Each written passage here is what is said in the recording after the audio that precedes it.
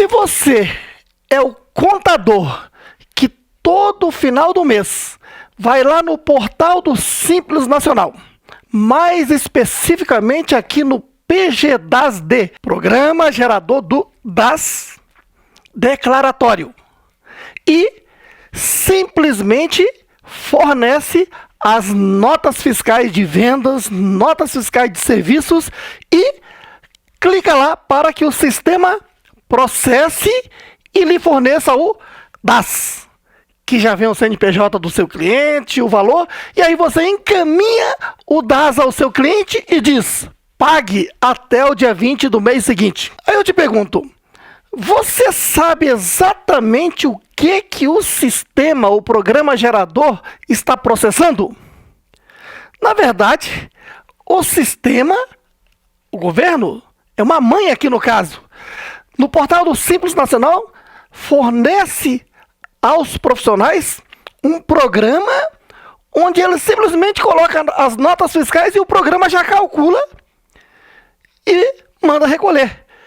Só que no programa está a aplicação de toda a Lei Complementar 123, que é a Lei do Simples Nacional de 2006, com redação alterada principalmente com a Lei Complementar 155 de 2016, que trouxe profundas alterações no processo de apuração do Simples Nacional. Por isso, veja, se você é um profissional que está parado no tempo e acha que é contador fazendo apenas isto, aliás, chega até a comprar curso onde o instrutor entra lá no programa e fica te mostrando como se faz isso aqui, que é tão elementar, que é até autoexplicativo. Você encontra, inclusive, tutoriais no YouTube te explicando isso. Você precisa muito mais do que isso. Você precisa entender a lei. Por isso, venha para cá e entenda o que é interpretar e aplicar a legislação tributária.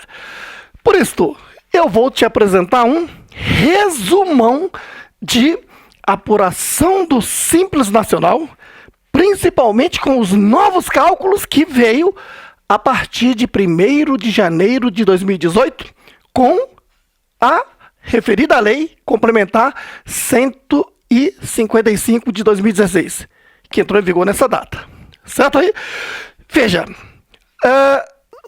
primeiro você tem que entender a filosofia do Simples Nacional. Antes da Constituição Federal, praticamente existiam os 3 regimes tributários: o do lucro presumido, lucro real e do lucro arbitrado, onde você sabe muito bem que nesses regimes mais complexos, o contribuinte tem que apurar imposto por imposto. Pega a lei do imposto de renda e calcula o imposto de renda e recolhe. Pega a lei da contribuição social sobre o lucro, calcula a contribuição social e recolhe. E assim faz com todos os tributos. É muito cálculo, muita burocracia, muita lei a ser aplicada. E os constituintes entenderam na Constituição de 88 que a microempresa e a empresa de pequeno porte, quer dizer, os pequenos, precisam receber um tratamento diferenciado, simplificado, desburocratizado e acessível. Esse diferenciado quer dizer que é necessário criar uma lei diferente das existentes. As existentes são de lucro presumido, lucro real e lucro arbitrado. Então, por isso é que nasceu a Lei do Simples Nacional, que é a Lei Complementar 123. Certinho? Claro que antes dessa lei chegou a existir uma outra, mas não vem ao caso agora. Muito bem. E aí, o objetivo, então, é simplificar. Como assim? Em vez de ficar apurando e recolhendo tributo por tributo, a ideia central aqui é que a empresa do Simples Nacional faça apenas uma apuração e recolhimento. E já vai estar recolhendo até 8 tributos de uma só vez. Funciona assim. A empresa que está no Simples Nacional deve apurar e recolher o tributo mensalmente, quer dizer, a apuração mensal. Certinho? Funciona mais ou menos neste raciocínio. Acompanhe. Por exemplo, O mês de abril do ano de X1 é o período de apuração. Portanto, vai do dia 1º de abril de X1 a 30 de abril de X1. Vamos apurar o imposto do Simples Nacional deste mês, certinho? Como se faz? Basta pegar a receita bruta é a receita da atividade fim, as notas fiscais emitidas de vendas e serviços, certinho? Não entram aí outras receitas como juros, aluguéis, etc, tá? Então, peguei a receita bruta. Claro, aqui se exclui os descontos incondicionais, devoluções. Peguei a receita bruta do mês de abril, certinho? Apliquei a alíquota efetiva e encontrei o tributo unificado. Quer dizer, um só tributo. Esse valor vai vir aqui no DAS, Documento de Arrecadação do Simples Nacional, que o PGDAS fornece. Certinho? Está o CNPJ e o valor, e a empresa deve ir ao banco até o dia 20 do mês seguinte, no caso até o dia 20 de maio de X1, e pagar, recolher junto ao banco. O banco, por sua vez, repassa isso ao governo, encaminhando para o Tesouro Nacional, que é o caixa do governo. Então o governo recebe esse valor e constata que esse contribuinte desse CNPJ pagou o seu imposto, o seu DAS do mês de abril. Certinho? Então esse contribuinte está quites com o governo. Agora, o governo, por sua vez, de acordo com a lei complementar, na parte de partilhas, vai partilhar esse valor. Uma parte é considerada imposto de renda da pessoa jurídica. Outra parte, contribuição social sobre o lucro líquido. Outra parte é PIS, que vai para seguro-desemprego e etc. Outra parte é COFINS, que vai lá para o SUS, por exemplo. Outra parte é contribuição previdenciária patronal, INSS patronal, que vai para a Previdência Social, INSS. Outra parte é IPI, se a empresa for indústria. Outra parte é ICMS, se a empresa é empresa comercial, que o governo, então, repassa dentro de um determinado prazo para os estados, para o respectivo estado, no caso. E se envolver o serviço, teve ISS e vai ser repassado ao município o valor correspondente ao ISS. Quer dizer, cabe ao governo federal fazer essa partilha de acordo com a lei. Certinho? Mas claro que o sistema já partilha isso tudo automaticamente. Tá? Só que você está vendo que na nova apuração do DAS, a partir de 1º de janeiro de 2018, tem uma novidade. Eu pego a receita bruta, que é a receita do mês, e aplico a alíquota efetiva para encontrar o tributo unificado. Aqui é que começa a longa história das novidades. Eu até costumo dizer que uma piada. O Simples Nacional é tão simples quanto o cantor belo é belo. Veja, para você entender então, o raciocínio é o seguinte. De acordo com a Lei Complementar 155, e para eu calcular essa alíquota efetiva aqui, tem todo um processo, tá? Pego a receita bruta. O interessante é que o legislador colocou RBT, que remete à receita bruta total dos últimos 12 meses, não é isso? Mas vamos colocar os termos usados na lei. É receita bruta acumulada dos 12 meses anteriores ao período de apuração. Se o período de apuração é 1º de abril de X1 a 30 de abril de X1, os 12 meses anteriores, ela começa lá em 1 de abril de X0 a 31 de março de X1. Então, 12 meses anteriores ao período de apuração. Certinho? Então, pego a receita bruta acumulada, quer dizer, somo as receitas brutas dos 12 meses, multiplico pela alíquota. Quando o legislador usa o termo alíquota, é a alíquota nominal, que está lá nos anexos. Certinho? Você vai entender um pouco melhor daqui a pouco. E subtraio a parcela a deduzir, que está também no anexo. Divido pela receita bruta acumulada dos 12 meses anteriores. Aí eu encontro a alíquota efetiva que se aplica aqui. Explicando melhor, veja só. Então, nos 12 meses anteriores, eu pego a receita bruta acumulada, que é o primeiro item. Certinho? Aí você diz, mas e se não tiver esses 12 meses? Tem todo um cálculo de proporcionalidade disso aí todo. Certinho? Aí, em seguida, eu vou para os anexos. Antigamente, nós tínhamos 6 anexos. A partir de 2018, passamos a ter apenas 5 anexos. Anexo 1 é para a empresa do ramo de comércio. O anexo 2 é para a empresa do ramo de indústria.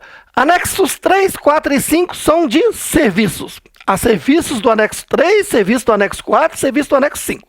Certinho? Muito bem. E em cada anexo desse, passamos a ter 6 faixas de receita bruta. Por exemplo, a primeira faixa do anexo 1, por exemplo, é quando a receita bruta acumulada dos últimos 12 meses for de até 180 mil. Aí dá 4,5% de alíquota nominal. Escreveu alíquota é porque a alíquota nominal é o que está no anexo. Certinho? Na tabela. E acima de 180 mil até 360 mil, isso aqui já sobe para 7,3%. E assim vai. Acima de 3 milhões e 600 mil até 4 milhões e 800 mil, isso aqui já dá 19%. Ó. Só que, ao contrário do que era antigamente, eu pego a receita bruta e não aplico diretamente a alíquota que está lá nas faixas dos anexos. Eu tenho que calcular a alíquota efetiva. Então, veja, uma vez descoberto a receita bruta acumulada, vamos supor, exemplo, que a empresa está no anexo 1.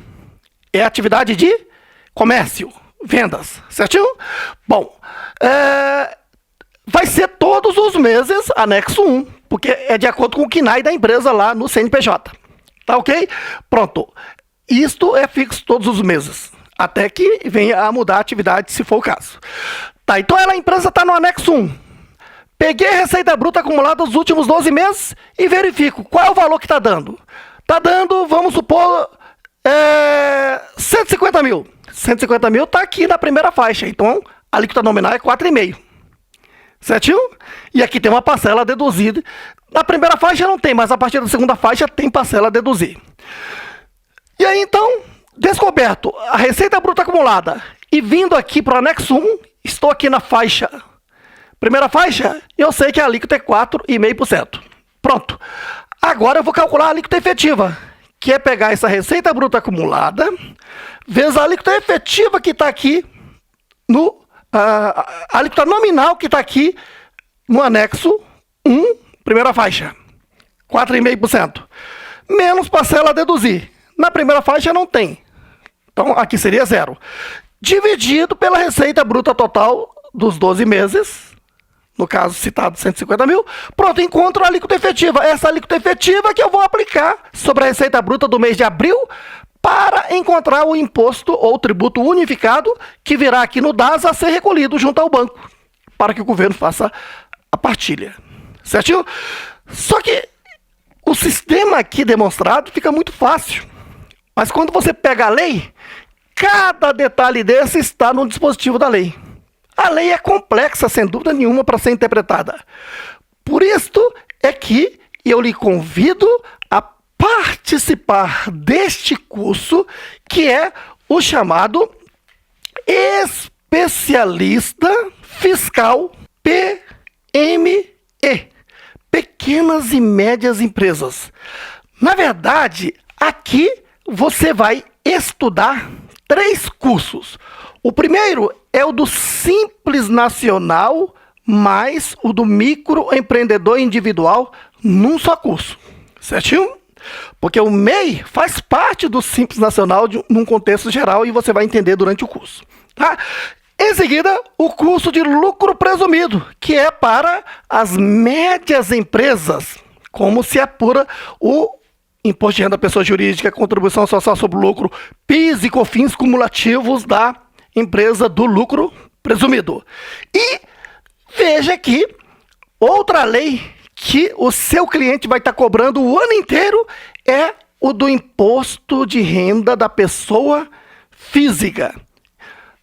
Impossível um contador dizer que é contador sem entender estas legislações. Portanto, todo contador tem que estudar ao nível de se tornar um especialista fiscal. Por que fiscal?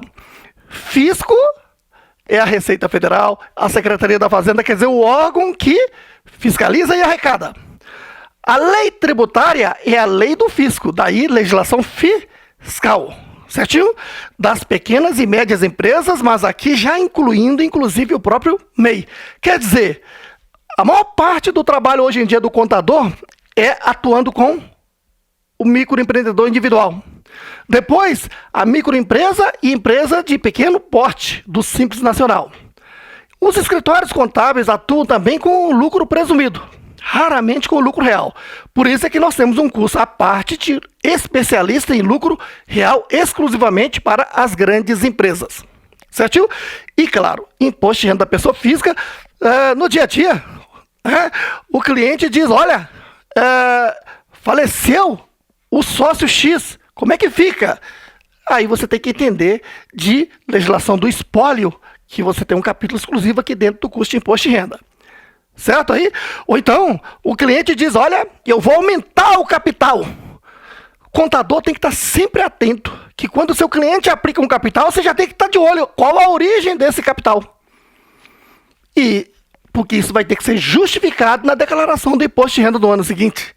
Mas tem que tomar atitude agora, entender da legislação agora, no momento em que se realiza as operações.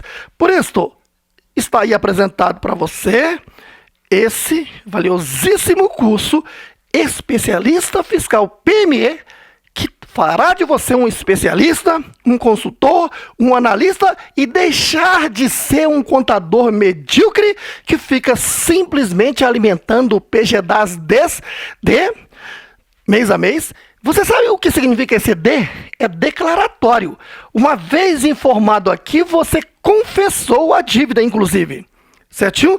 Essa consciência que você precisa por meio de um curso de interpretação e aplicação da legislação. Outro ponto importante é que se você é um profissional que só atua nisto aqui, ou então está só estagiando fazendo isto, olha, você está prestes a desaparecer do mercado. Por isso é que se diz, né, que a profissão de contador está para desaparecer. A profissão não vai desaparecer nunca, mas muitos profissionais que não estudam, que não se qualificam ao nível de interpretar a legislação e ter capacidade de dar consultoria aos seus clientes, agregar valores aos seus clientes e fazer com que o seu cliente elogie.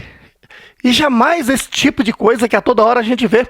Chega num comércio, tá lá o cliente reclamando, o meu contador nunca me disse isso, meu contador não me responde, meu contador, eu faço 1000 perguntas e ele não responde. É porque ele é um contador medíocre. Deixe de ser um contador medíocre. Venha, faça o curso. Um grande abraço.